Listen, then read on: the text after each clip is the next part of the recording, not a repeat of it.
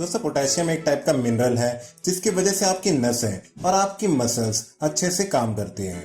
Normally अगर आपकी किडनियां healthy हो तो वो आपके शरीर में पोटेशियम की मात्रा को मेंटेन रखती हैं, पर अगर आपकी किडनियां सही से काम नहीं कर रही तो आपके खून में पोटेशियम लेवल की मात्रा काफी ज्यादा हाई या काफी ज्यादा कम हो सकती है। इस वजह से आपके हार्ट बीट पर भी इफेक्ट पड़ सकता है और अगर आपके खून में पोटेशियम की मात्रा एकदम ज्यादा हो जाए तो आपका दिल धड़कना बंद भी कर सकता है। पोटेशियम आपके शरीर में कई सारे खाने और पीने की चीजों से आता है। ज्यादातर हर वो खाना जो हम खाते हैं उसमें पोटेशियम की कुछ ना कुछ मात्रा जरूर रहती है, पर कुछ खानों में इसकी मात्रा ज्यादा रहती है और कुछ खानों में इसकी मात्रा कम। पर किडनी की बीमारी की वजह से आपके शरीर में पोटेशियम की मात्रा कितनी है इस पर निर्भर करता है कि आपको पोटेशियम वाली चीजें खानी है या फिर उन्हें अवॉइड करना है। जिन लोगों को सीकेडी की अर्ली स्टेज हो रखी है उन्हें अपने खाने में पोटेशियम की मात्रा कम नहीं करनी पड़ती, लेकिन ज्यादातर लोगों को पोटेशियम की मात्रा पर ध्यान रखना पड़ता है। अगर आपके पोटेशियम की मात्रा काफी ज्यादा हाई है तो आपको अपने शरीर में जा रहे पोटेशियम की मात्रा को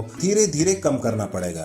आपका डॉक्टर और आपका डाइटिशियन आपको ये चीज बता सकता है कि आप दिन प्रतिदिन कितना पोटेशियम ले सकते हैं। वैसे तो नॉर्मली एक एडल्ट में पोटेशियम की मात्रा 3.5 से 5 मिलीमोलिक्यूल पर लीटर रहती है। अगर आपका पोटेशियम इससे ज्यादा हाई हो रहा हो तो ये आपके लिए खतरे की बात हो सकती है और ये आपके शरीर में अकड़न या फिर हार्ट अटैक का कारण भी बन सकती है। पर पोटेशियम की मात्रा बिल्कुल फिक्स नहीं है, ये आपके बॉडी के साइज पर, आपकी दवाइयों पर और आपके लिंग पर भी डिपेंड करती है। इसलिए अगर आपको अपने पोटेशियम के लेवल को हाई होने से रोकना है तो आपको काफी चीजें नहीं खानी चाहिए। ऐसी ही एक चीज है आलू। हम यहाँ पर आलू और मीठे आलू यानी कि जिसे स्वीट पोटैटो कहते हैं दोनों की बात कर रहे हैं। ये दोनों ही चीजें पोटेशियम से भरी होती हैं और किडनी की बीमारियों में एक किडनी पेशेंट के लिए जानलेवा हो सकती है। आप अगर डेली बेसिस पर आलू खाते हैं तो आपके शरीर का पोटेशियम इतना बढ़ता जाएगा कि आपकी किडनियां उन्हें छान नहीं पाएंगी। ये पोटेशियम धीरे धीरे आपकी नसों में बढ़ता जाएगा और आपको कई सारी कॉम्प्लिकेशन हो सकती है। इसलिए जरूरी है कि आप आलू ना खाएं। एक छोटे से आलू में 700 मिलीग्राम पोटेशियम होता है।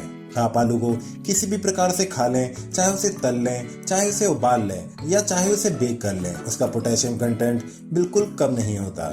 इसलिए कोशिश तो आपको यही करनी चाहिए कि आप आलू ना खाएं, पर कई लोग आलू खाए बिना नहीं रह सकते। इसलिए आज हम आपको बताते हैं एक छोटा सा प्रोसेस जिससे आप आलू में पोटेशियम की मात्रा को काफी हद तक कम कर सकते हैं। इस प्रोसेस को लिंचिंग कहा जाता है। इसमें आलू से पोटेशियम निकालने के लिए आलू को छोटे छोटे पीस में काटा जाता है। ये छोटे छोटे पीस पतले भी होने चाहिए या फिर आप इन्हें घिस सकते हैं। ऐसा करने के बाद आपको आलू के इन पीसेस को पानी में भिगो के रख देना है। 2-3 घंटे के लिए आलू को भिगो के रखने से इसमें पोटेशियम की मात्रा काफी कम हो जाती है, लेकिन तब भी भारी मात्रा में पोटेशियम उसमें रह ही जाता है। इसलिए इसके बाद आप ये करें कि आप 10 मिनट के लिए एक बड़े से बर्तन में पानी भरकर आलू को 10 मिनट के लिए उबाल लीजिए और इसे उबालने के बाद उसका पानी फेंक दीजिए। इससे पोटेशियम की मात्रा बहुत ही ज्यादा कम हो जाएगी। लिंचिंग का ये प्रोसेस आलू खाने से पहले आप हमेशा इस्तेमाल कर सकते हैं और करना जरूरी भी है, क्योंकि मजे मजे में खाए गए आलू आपके लिए जानलेवा और जहरीले बन सकते हैं। ये तो हुई कच्चे आलू की बात, पर आपको और भी किसी तरीके के आलू नहीं खाने हैं। आप ये ना कीजिए कि आप बाहर से फ्रेंच फ्राइज, आलू की टिक्कियां और ऐसे ही चीजें जैसे कि चिप्स वगैरह ना खा रहे हो। इनमें पोटेशियम के साथ सोडियम की मात्रा भी बहुत ज्यादा रहती है। साथ ही साथ इसमें प्रिजर्वेटिव होते हैं जो पोटेशियम के साथ मिलकर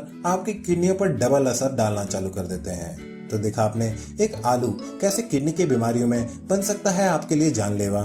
वैसे सिर्फ आलू छोड़ने से आपकी किडनी की बीमारियां ठीक नहीं होंगी, आपको जरूरत पड़ेगी कर्मा आयुर्वेदा के आयुर्वेदिक इलाज की। यहाँ डॉक्टर पुनीत धवन दिल्ली न जाने कितने ही पेशेंटों की किडनी की बीमारियां ठीक कर दिखाते हैं। चलिए मिलते हैं एक ऐसे ही पेशेंट से। क्या नाम है पेशेंट का? बद्री सिंह। कहाँ के रहने वाले? छत्तीसगढ़, थान कुमरिया। छत्तीसगढ़ के जी। जब आए थे उस समय क्या क्या दिक्कत हो रही थी मरीज को? उस समय वो किडनी में परेशानी, पेट में कहते वो खाना भी नहीं खा रहा था, यही परेशानी था सर। बिल्कुल नहीं खा रहा था? बिल्कुल नहीं खा रहा। फल फूल खा करके 2-3 साल से वो अपने रायपुर में इलाज करा रहा था, तो डॉक्टर लोग बता रहे थे कि नॉर्मल है और दवाई भी चल रहा था। प्रेगनेंट भी बड़ा हुआ था बच्चे का उस समय, तो किडनी में भी समस्या थी जी। क्या बताया था डॉक्टर ने वहाँ पे? वहाँ रायपुर में तो नॉर्मल है करके बस दवाई देता था सर। अच्छा। टेबलेट और टॉनिक पानी देता था, तो फिर भी तभी हर महीने 1 महीने 2 महीने में आते जाते रहता था इलाज कराने, चेक कराने, वो चेक कराओ, वो चेक कराओ। अच्छा, जी सर। तो अभी तो इस तरह की कोई दिक्कत नहीं हो रही? अभी तो कम क्या क्या फर्क पड़ा है? अभी पेट में खाना नहीं खा रहा था, वो खाना खा रहा था सर। ठीक है। और किडनी में भी परेशानी कम बता रहा था वो। हाँ। और कहते दवाई तो चल रहा है बढ़िया, यही परेशानी था।